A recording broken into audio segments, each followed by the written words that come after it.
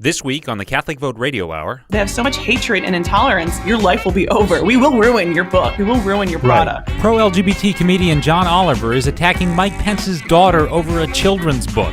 I talk with Amanda Prestigiacomo of the Daily Wire about why conservatives shouldn't take this kind of bullying lying down. They get most of their information from journalists who are clueless about firearms, politicians who want to take away their firearms, and movies. CRTV's Nate Madden joins me to bust some myths about firearms with his new series, Firepower 101. If everything's a pro-life issue, then nothing's a pro-life issue. I talk with Catholic Vote political director Josh Mercer about Dan Lipinski and the totally fake new pro-life movement.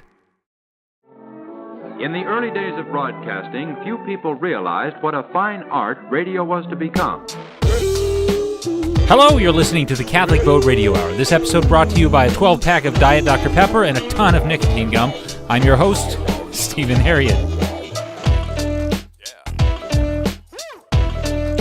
What can I do about my hair?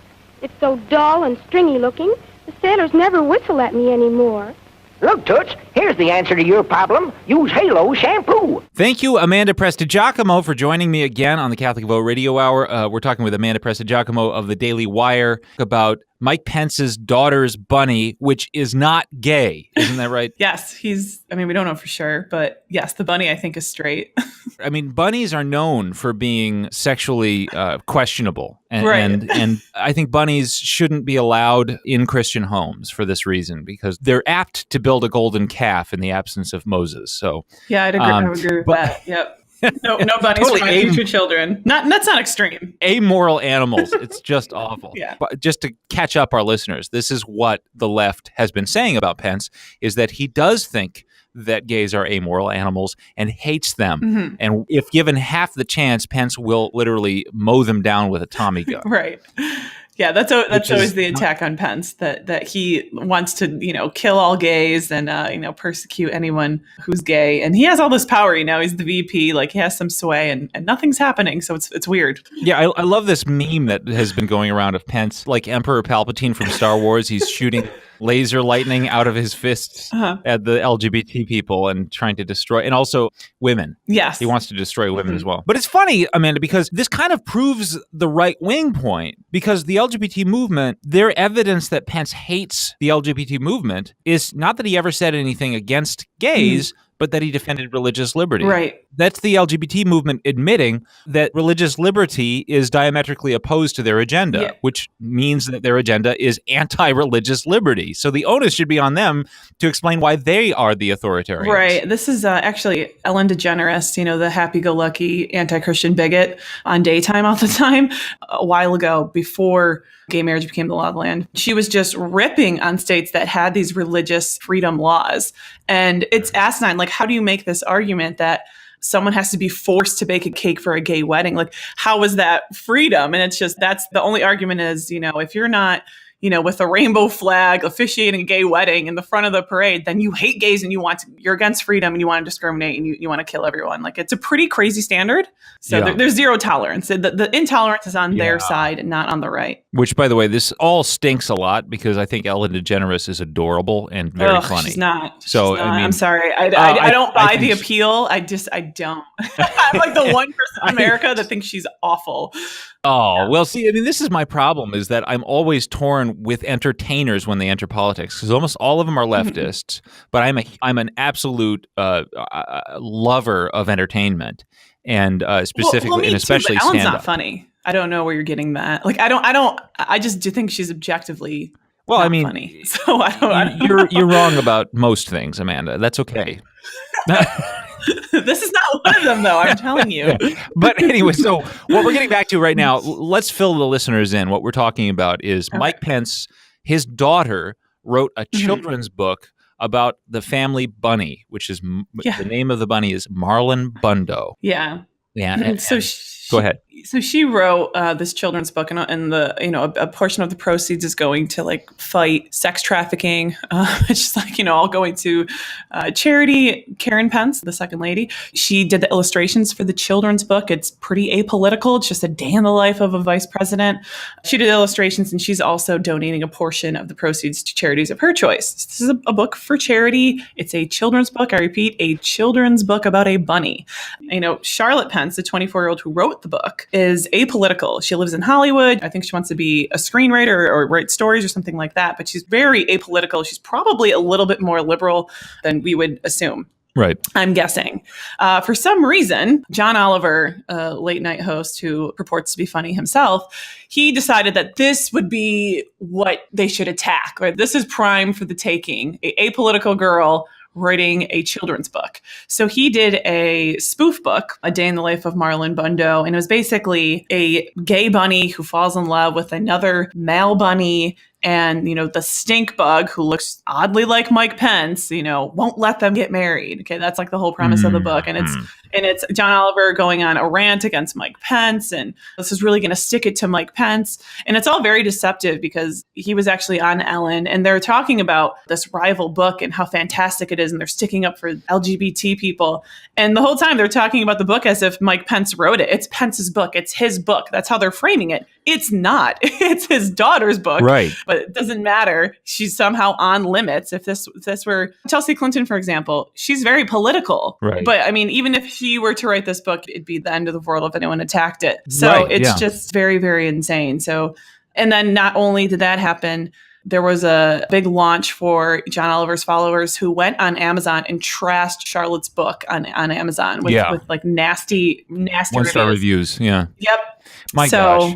So this should be, in fact, it is. What this is a PR disaster for the LGBT movement. And I don't know why no one's framing it that way. Certainly not in the mainstream media. What it would be if the roles were reversed, right? So let's say Barack Obama's daughter, Malia, when she's 22 years old, writes a children's book promoting homosexuality, which is objectionable, by the way. I'm totally against children's books about sexuality because it's inherently inappropriate to talk to kids about sex in that kind of way.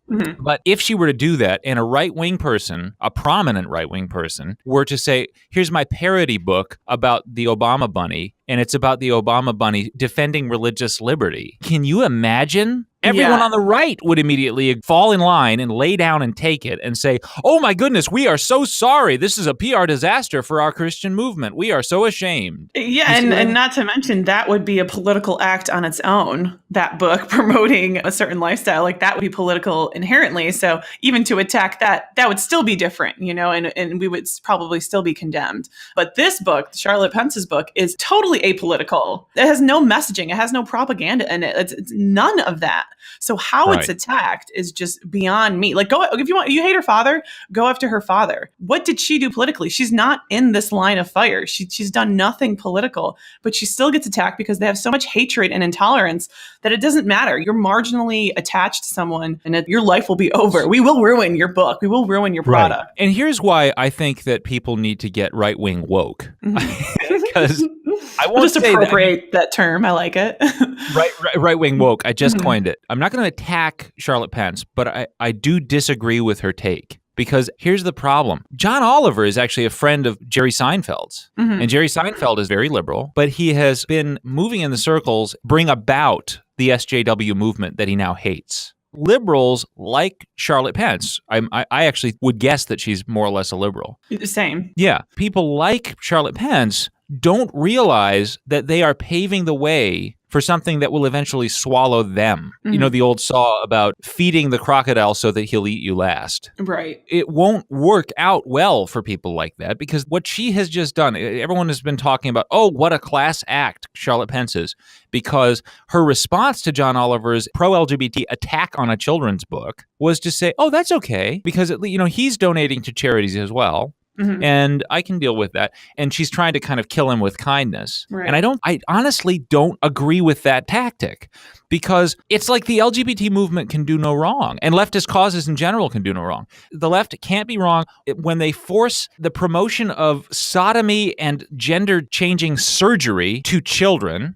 That's totally fine. It's not even a problem that they, in this case, pitted the LGBT movement against rescuing sex slaves, which was the purpose of the funds that she was getting. Yeah. And they also can't do any wrong by attacking a children's book, which is inherently a humorless and unkind thing to do. Yeah. So I agree with you that we need to be more aggressive. So, for instance, when Mike Pence and the right in general, alternative media, right-wing media, went after the View host Joy Behar for her anti-Christian bigotry, they pressed and they were like, we're going to boycott, like threatening to not watch that station anymore, what have you. She ended up having to apologize. It worked. She had to personally call Mike Pence, and then she had to apologize on air. Win for us. Right. That's the tact we need to take. I think you're right. But where I disagree is that I think Charlotte Pence, as you said too, is a little more liberal. She lives in Hollywood. She wants to be a screenwriter. She probably is fine with gay marriage. So yes, this is her dad. Yeah. At the same time, I think she's in this environment. She's not outwardly political. So I can speculate as to what she is, but she's not a very political person from what she's done. So does it make sense for her to get very political and push back in that sort of way? I would argue no. I would argue no, especially if she's in Hollywood and she wants to be a screenwriter and et cetera. You know, it's probably not a good move for her career, and she probably agrees with gay marriage anyhow. Right. So, but the larger issue is, should the right push back? Of course, because it has worked. And I don't like the timid approach, as President Trump has showed us. And as how you mentioned earlier, George W. Bush just kind of taking the high road sort of thing doesn't work. You need to push back. So I'm all for pushback, but I don't think I'm going to lay that at Charlotte Pence's feet. Yeah, I think that's fair. I mean, I guess the thing is that I would say, I'm not going to say that it's incumbent upon Charlotte to do this. But at the same time, you know, like I was just recently watching Wet Hot in American Summer, you know, the comedy, which is hysterically funny. But it's made by liberals, and it's unmistakable. The villains in this show are literally Ronald Reagan, George H.W. Bush, and the bad guys are all very clearly white Protestant male conservatives. Right. And it's very, very clear. And I'm like, this is a funny show, but we've gotten to the point where the left has been so aggressive in the culture wars that the norm is leftism. And it's in a show and you don't even think about it. And if you were to make another show where the bad guys were Bill Clinton and Barack Obama, people would be like, what are you doing getting political? Stop it. Wait, you guys do it all the time. Yeah. You see what I mean? So they're so aggressive. We need to be the same way, I think. Yeah, no, I agree. And I'm one of those rare conservatives. I know my boss, Ben Shapiro, is pretty against boycotts and such, but I'm pretty for them. If you don't like something on TV and you don't want your children to be indoctrinated with that nonsense, don't support it. Don't watch shows that push messages you don't agree with. I don't understand the purpose of that. Like, I understand there's art and there's things to appreciate that you don't necessarily have to agree with on all lines. Like, for instance, if I don't agree with an actor's personal politics, that doesn't necessarily matter to me. But if the show is pushing propaganda that I don't agree with, I am not going to watch that. And I would encourage others to do the same. So it's not so much their personal politics, it's the messaging that we should really push back against, if it's through a boycott or just voicing our concern. I think that sort of thing is important. And call out their bigotry. Don't just sit back and, you know, let them smack you across the face. Like, and honestly, I mean, like in the case of Marlon Bundo, Charlotte, again, it's not incumbent upon her. But if I were in her shoes, what I would recommend is I would say, look, I didn't do anything political. You're the one that's doing the political thing. And when I push back against you, I'm not being political. I'm refusing politics. I'm refusing your politics. Get your politics out of my face. And stop trying to press it into the faces of children. Just get lost. I would love that response. And I mean, I would be pretty darn passive aggressive and nasty if I was in her shoes, especially because they're attacking my father. Like, there's no way I would just say what she said. And that's fine. You know, she might be a better person than I am, but there's no way in heck I would just kind of sit back and take that. Yeah. I would push back, just as you're saying, even if I were apolitical, which I don't know what reality that would be, but well, Amanda, I don't know anything about your dad, but I really would love to vote for him for president just to make sure that you're the first daughter. I think that would be a great idea. He's way smarter than I am and way more political, so that's a good choice. Okay. All right. Well, thank you again, Amanda, for this analysis, and I look forward to having you on again soon. And do let us know when you come out with your children's book. Oh, will do. It'll be full of propaganda. I can't wait. All right. Thanks again, Amanda. Thanks for having me.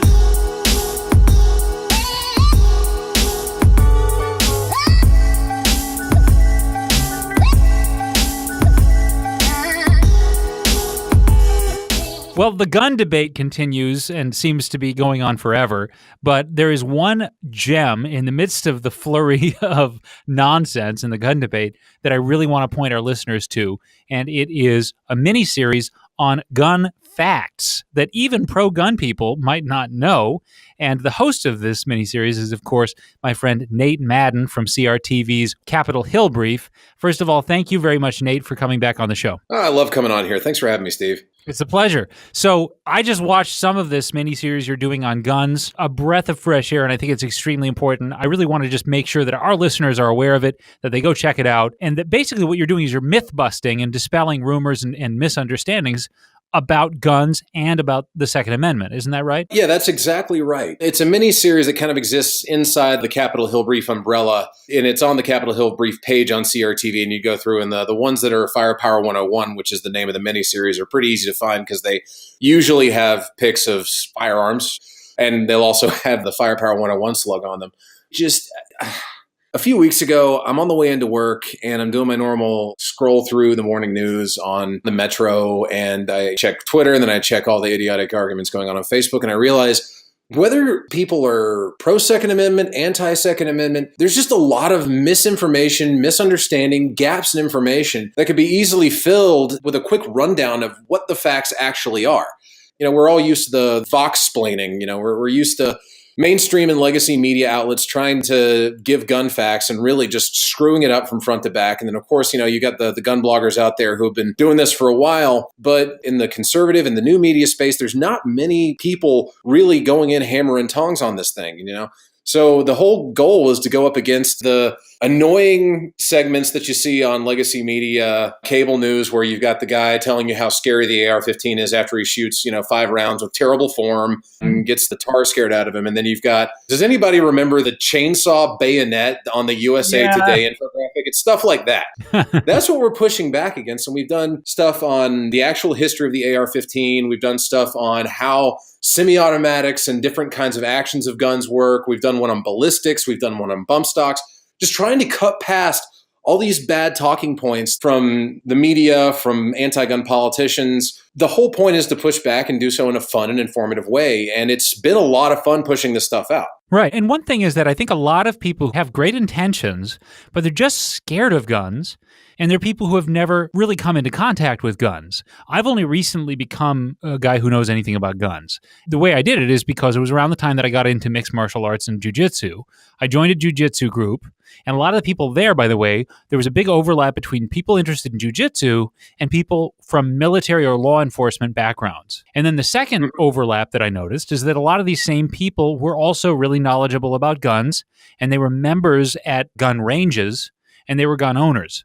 And if you go to the ranges and get to know these people, it's amazing. It's like a little cultural subgroup. A lot of them are really solid, regular churchgoers, very kindly, middle American people, and they know a lot about guns. So there's this whole culture, gun culture is what it's called, and that's supposed to be a menacing term, but it's not. Once you get to know these people and you go to the ranges, they're super, super into gun safety, and their whole purpose of owning guns is, there's this philosophical underpinning about, I want to protect my family, or for some people it's hunting. But it's a big part of this debate is, I think, people who are just unfamiliar with, as I mentioned earlier, what is called gun culture. And it's not a bad culture. It's very pleasant and friendly. It's a common misconception that goes hand in hand with motorcycle culture, right? So, there's the whole thing, 99% of motorcycle owners, higher than that, will never join a criminal gang. They'll never commit a crime. They'll never run drugs. And then you have the one percenters is the term of the guys who actually are outlaws. But for most people, they just like to ride bikes.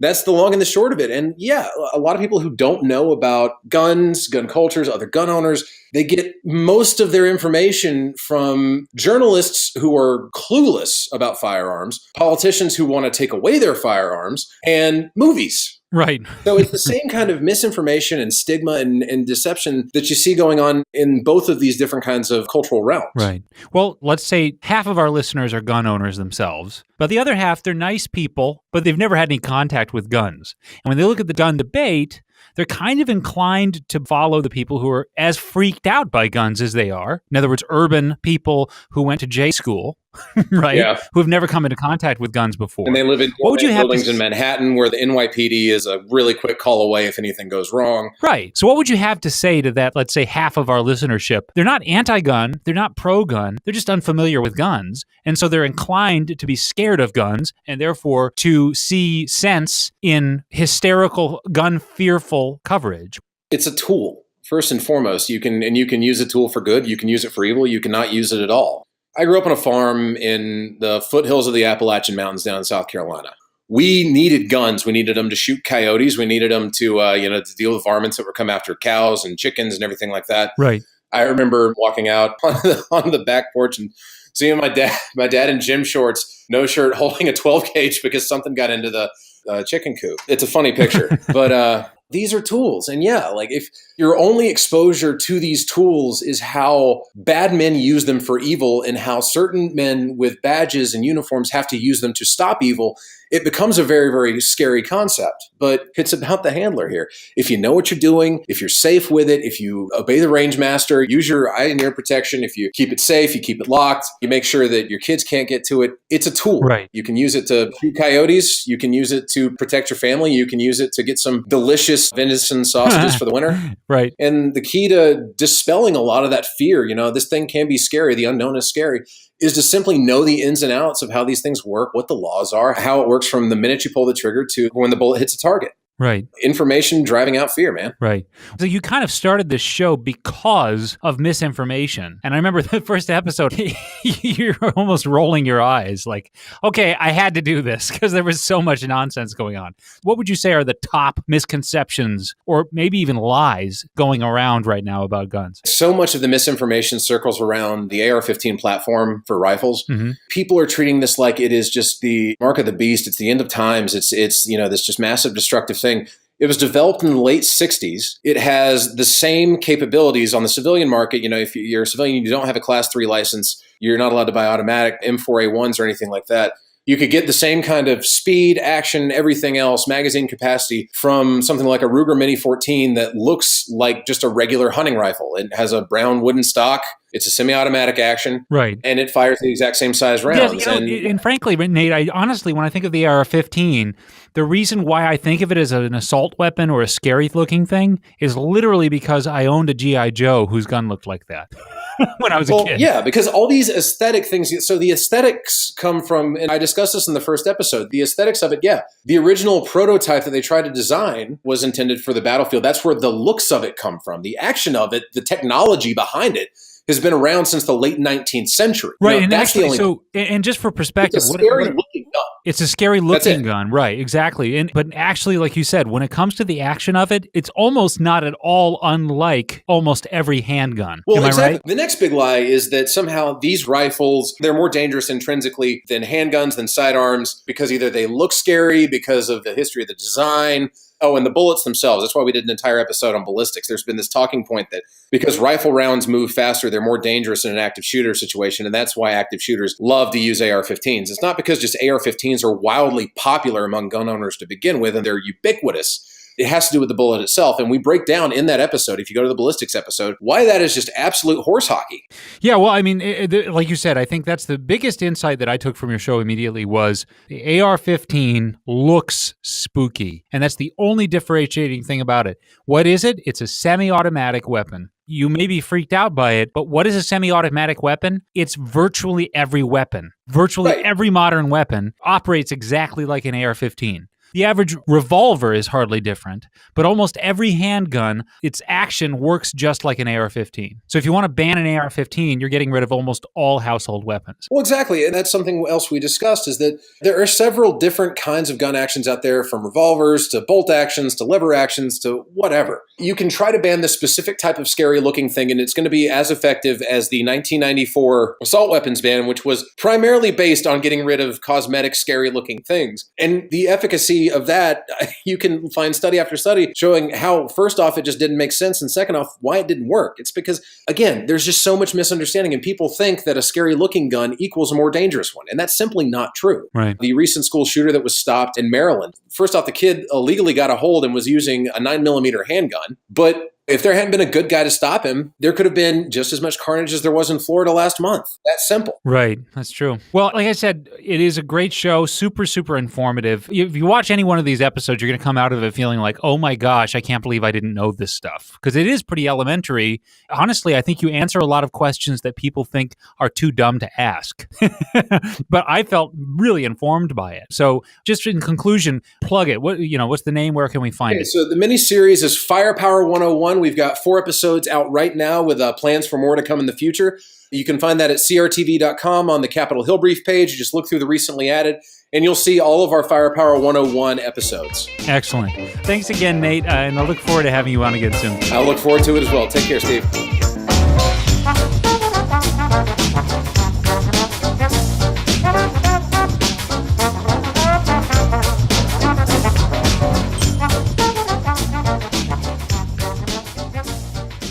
And now the time has come for our weekly political discussion with Catholic Vote Political Director Josh Mercer. But as we do sometimes, we're doing something a little bit different. We're going to be doing an analysis extravaganza with Josh, talking about the recent upsets and surprises and good things going on in elections. First of all, thank you very much for joining us, Josh. Happy to be here with you. Well, we're talking about 2 elections going on, which Catholic Vote really had a vested interest in and was paying close attention to. And there's good news and bad news. First of all, what was that about? Well, there was the congressional race in Illinois' 3rd congressional district on the south side of Chicago. And then there was a statewide race for governor. The pro-abortion Republican governor who signed into law taxpayer funding for abortions was being challenged by a really outstanding pro-life lawmaker in Jeannie Ives.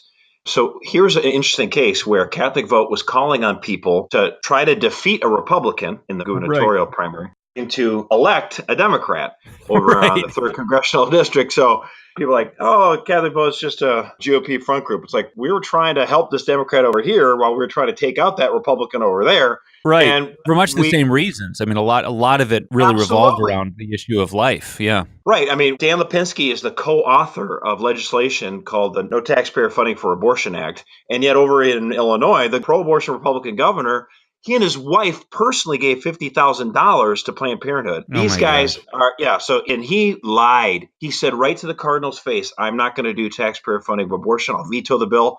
And then the Democratic pro-abortion legislature sent that bill to his desk. He signed it into law anyway.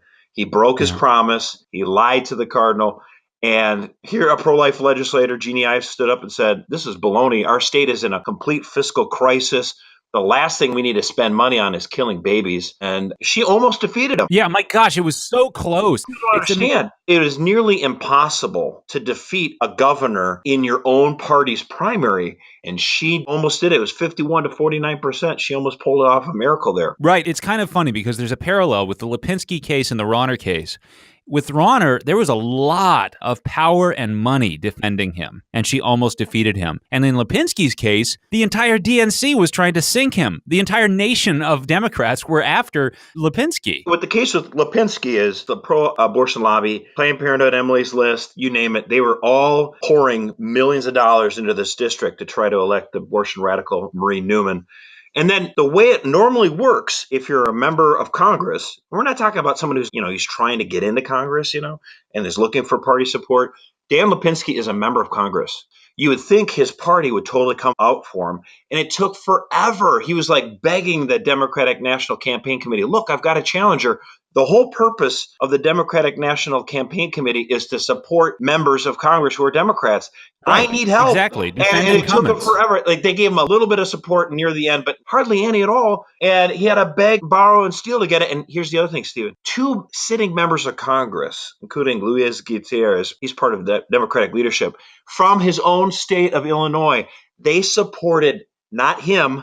They didn't even be neutral. They supported his opponent, which is unheard of. Unbelievable. Yeah, it just doesn't happen. What is it that Dan Lipinski did to earn the wrath of some of these other Democrats in Congress? I mean, he's gone out of his way to distance himself from President Trump. He's been a member of Congress since 2005. He's very representative of his district, the 3rd District in the south side of Chicago. He's pro-labor. The labor groups came out for him. For Dan Lipinski, nothing about being a Democrat is inconsistent with being pro-life. It's integral for him. He's been pro-life his whole life. And that's great to see. He said, personally, I disagree with him on some issues like the environment, guns, taxation, whatever. And he and I can feel free to disagree on those things. But when it comes to life, like, yeah, let's not kill babies. Like, he's totally on board with that. He's on the same page as us, which is a great thing. But his race, down to the wire. It was 51 to 49%. His opponent was so bitter. She's like, I hope Dan Lipinski has a terrible night. And it went into the next morning before she finally formally conceded the race. It was very close. She said it was almost as if she were saying, pretty much everyone said it's in the bag for Lipinski, he's won. And she basically said, I don't care if he's won. I'm not going to concede until tomorrow because I want to inflict pain on him tonight. Essentially, I want him to suffer tonight. It was so vindictive. Also, just as a little side note, Lipinski supports, among other things, limitations on late-term abortions. And as it happens, recent polling shows that that's an increasingly popular position. But Marie Newman, before the election, said, I want to send Dan Lipinski back to the 1950s where his attitudes belong. This is so silly because, not to be rude, but younger women than her are increasingly in support of positions Lipinski holds. Again, limitations on late-term and partial birth abortions. So his positions are actually not beyond the pale or strange or fringe. Right. They're more and more Newman mainstream. She's a radical. Millennial women are more pro-life than Gen X women or baby boomers. So like a good chunk or a majority, and certainly in this district, of Democrats are completely supportive of a ban on abortions after 20 weeks. And Dan's even more solidly pro-life than that. But surely on that issue itself, there's widespread bipartisan support. So, yeah, she's the one that's out of step. Right. She's out of step. But here's the sad thing, Josh. She's not unrepresentative of the leadership of the Democratic Party. The Democratic Party, for some reason, has gotten it into its head that it really needs to pander to radicals on the abortion issue, even as the radical pro-abortion position becomes eclipsed more and more among young people with much more pro-life attitudes. They're pretending that radical pro-abortion positions are the mainstream. Why? I think, frankly, because there's so much money in it. Oh, there's a lot of money for the Democratic candidates in support of abortion. And that's why, in their mind, in some of these districts where you can't just have a Bernie Sanders prototype running, that's what Marie Newman, she got Bernie Sanders' endorsement. And she almost won. I mean, it was very close, 51-49. Yeah. But there's a lot of these other races in the Rust Belt or rural areas where Democrats are going to try to compete, and then they're going to have to compete if they ever want to try to win Congress back.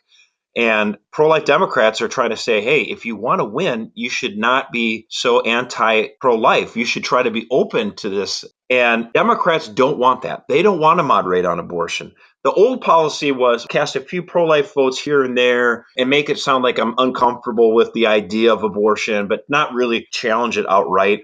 And that would make them sound like they were moderate and they could win in some of these rural areas. That playbook is 10 years old. That's over. That's the whole reason why these two elections in this month have been so important for people, especially Catholics, to understand. There's two different ways the Democratic Party can go. They can allow Dan Lipinski to exist, cast pro-life votes, or they can attack him at every turn. And they can support people like Connor Lamb, who we talked about last week, who said he's personally opposed to abortion, but he won't do anything to try to restrict it or stop it in any way. The old playbook is cast a few votes here and there and sound like, oh, I really feel bad about this, but leave abortion on demand in general, the law of the land. While the new playbook is complete 100% support for abortion, and I'll talk about guns or coal or oil or something like that to show that I'm a conservative-ish or moderate, and I can still cash checks from the pro-abortion types, and I won't worry people in Brooklyn or Los Angeles that can keep sending me campaign financing for my election. Right, and I think that was really a big risk, and it's turning out to be a miscalculation. Because in 2016 and the year before 2016, 2015, Cecile Richards and Hillary Clinton worked in tandem to radicalize the left on abortion. And they put out headline after headline and puff piece after puff piece through their media surrogates about abortion being something to quote unquote shout about proudly. And it was repulsive. And I think that it's repulsing more and more people. It doesn't work.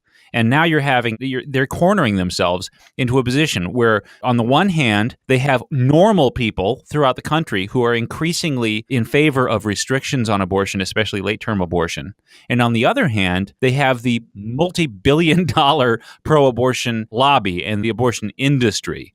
And they're putting their bets on the wealth and saying, you know what, I'd rather have money on my side than the American people, because at least we can use that money to shove through our agenda.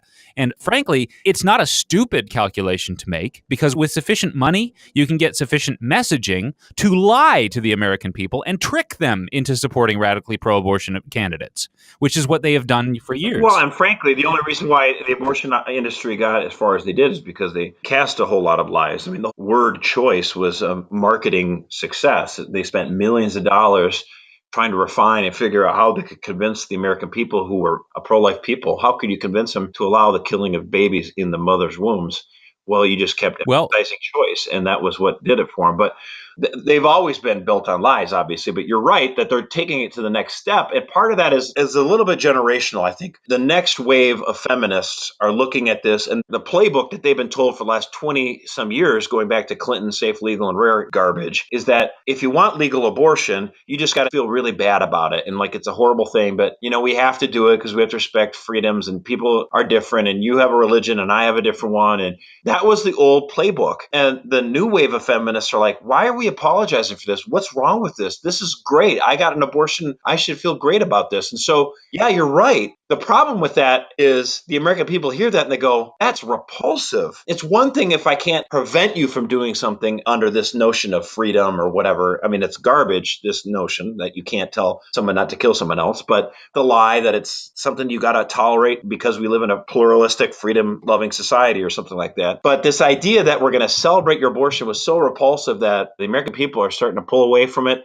They're starting to get more pro-life. I think ultrasound pictures on Facebook help this too. But we're just seeing a divergence in American life where the two sides are getting more polarized. And it's the pro-life side that has, I think, a larger, deeper support amongst the American people. Right, and momentum. If there's a shift going on, the fastest moving element is the pro-life upswing, I think. I'm very hopeful. Yeah, we're certainly younger. I mean, every year is the pro-life march. The crowd is younger and younger every year. So, well, this has been the first half, Josh, of what I'm going to call a two-part analysis extravaganza about the elections. And next, I'd like to ask you some questions about the Catholic left and the supposedly pro-life left, who, unlike Dan Lipinski, don't seem to be as principled as they claim to be. But we'll talk about that next. I know. It's unbelievable. And by the way, these people are constantly haranguing people like you and me. And this is really, I'm rubbing my hands together because they have completely stepped in it. So I'm looking forward to talking about that. We will be right back, listeners.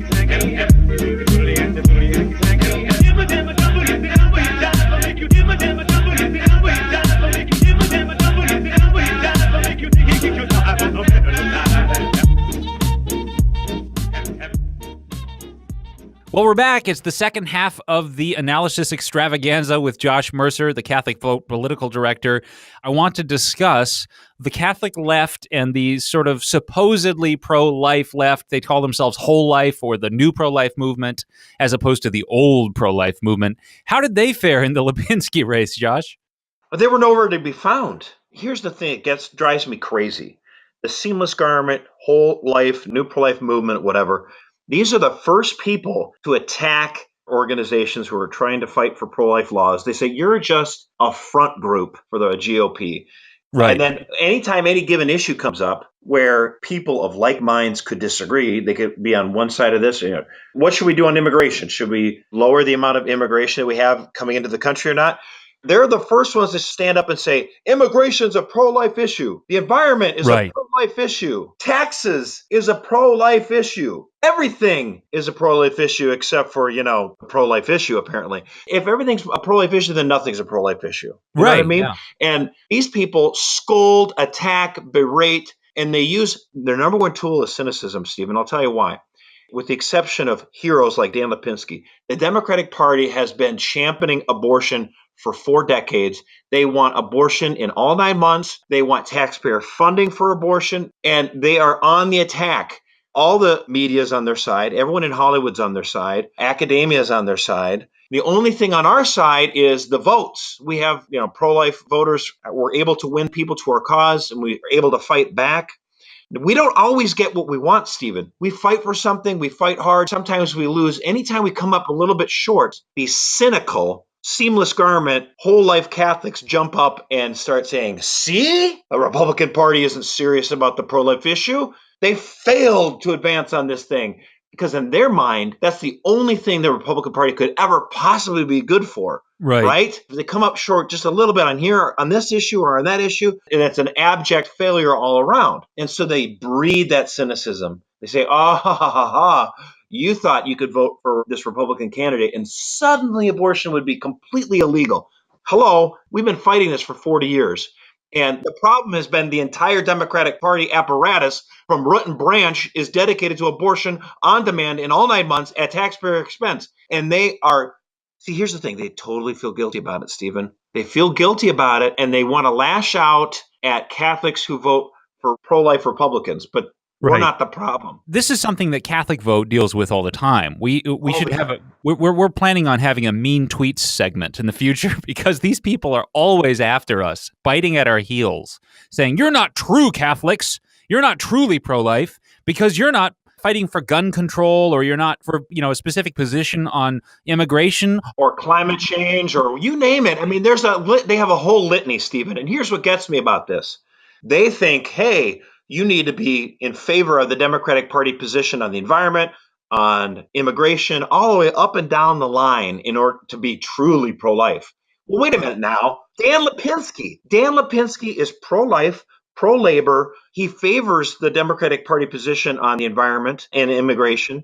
So in my mind, Dan Lipinski should be the champion for this seamless garment movement, this, whole life movement. Exactly. And yet, what did they do for Dan Lipinski?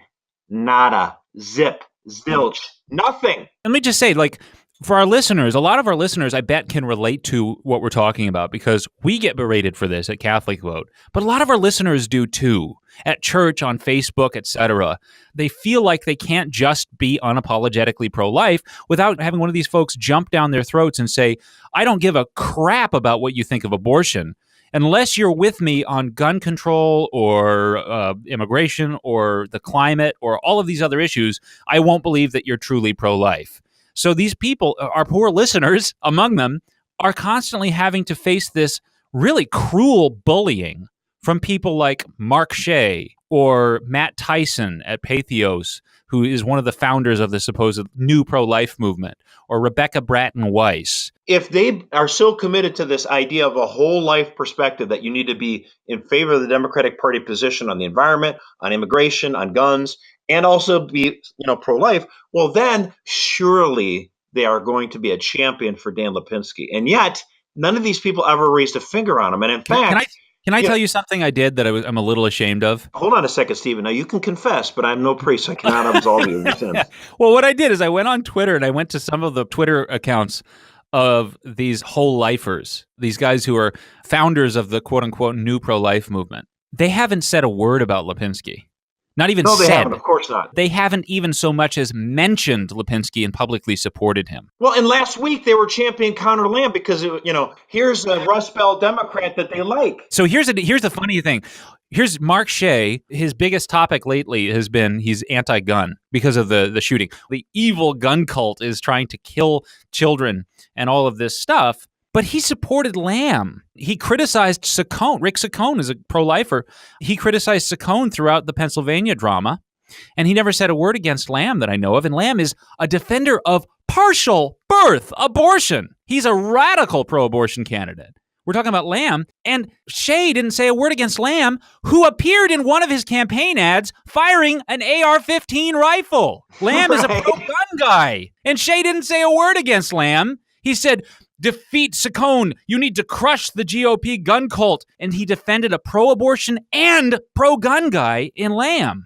That's what Shea did. And then when Lipinski comes along, Shea didn't say a word about Lipinski in favor of Lipinski or support Lipinski, who's a Democrat leftist who's pro-life. Yeah, I mean, it's almost like Mark Shea's full of crap. It's a lot like that, yeah. I mean, it's like, the veil is off. If they believed in this whole life movement, if they really cared about fighting for these traditional democratic policies on immigration and the environment, and they're pro-life, they would have come in on this fight for Dan Lipinski, who was in the fight for his life. He needed help.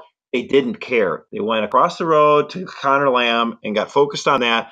And it was the so-called Republican front groups like the Susan B. Anthony List and Catholic Vote that came to his rescue. That's exactly right. To a it's Democrat. so funny because they're accusing us of partisanship for years and years. And like I said, again, they're also accusing our listeners of partisanship. These are the people who bully our listeners all the time, right? These people have to put up with this bullying all the time. And then when the time comes, in one day, Catholic Vote was working to defeat a Republican who was pro-choice and to elect a Democrat who is pro-life. We ignored all other issues because we are, in fact, sincerely pro-life. And that's what matters most because it's such a weighty issue. And these people disappeared into the woodwork. And in fact, some of them were generically saying, defeat the GOP. Which that is meaningless. It tells me that you're a lazy person who doesn't pay any close attention to politics. By the way, when have you seen any of these whole lifers at a rally? They never show up for political. Have you ever seen these people at a pro-life rally? Have you ever seen them picketing for a candidate? They actually aren't even that supportive of their favorite candidates. Or even if they would show up at a crisis pregnancy center. I mean, do something other than sitting on the sidelines and throwing pebbles at people who are trying to get something done. The biggest thing about the whole life movement, and even I wish I could say that our clergy were exempt from this sort of thinking, but unfortunately there are some who share this sort of whole life view, and I include, sadly, Archbishop Paglio, who is on the Pontifical Academy for Life. And this last summer, he was just ripping on pro-lifers in the United States who support guns and stuff like that. And the thing that got me so upset about this, I said, you know what? When we talk about immigration, we talk about immigration. When we talk about abortion, suddenly it's guns or war or torture or anything else.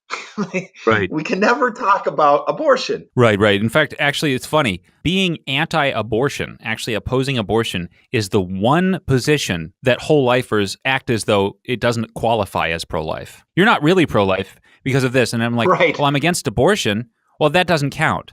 Okay, well, I'm for a higher minimum wage. Oh, that counts. You can be pro-life. Yeah, you're pro-life. So it's pro-life to be for a higher minimum wage, but if you're anti-abortion, they immediately and reflexively scoff at you. Say, what are you, some right-winger for being anti-abortion? Well, look at Dan Lipinski. Man alive, were you useless this week. Yeah, these so-called whole-lifers were totally useless. They did nothing to help Dan Lipinski. And that's the thing. We had in this race, here's somebody, Dan Lipinski, who said, I'm pro-life and I don't see any reason why I can't be pro-life and in favor of other policies that Democrats agree with.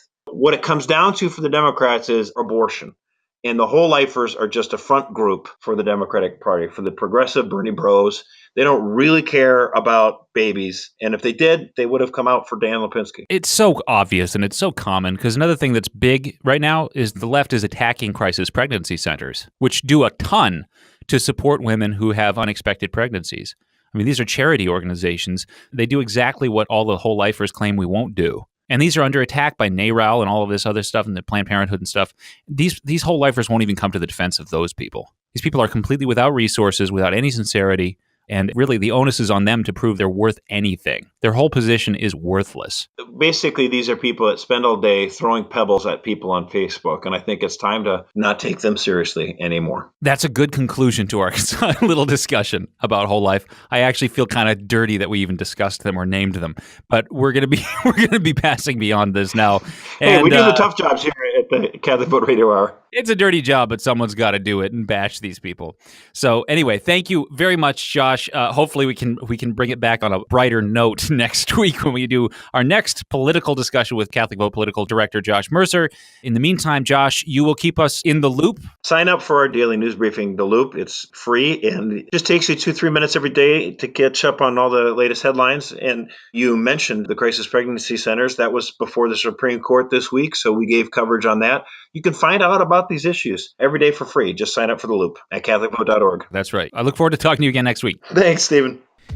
Well, that's it for this week. You've been listening to the Catholic Vote Radio Hour, the best political show on the internet. I'm your host, Stephen Herreid.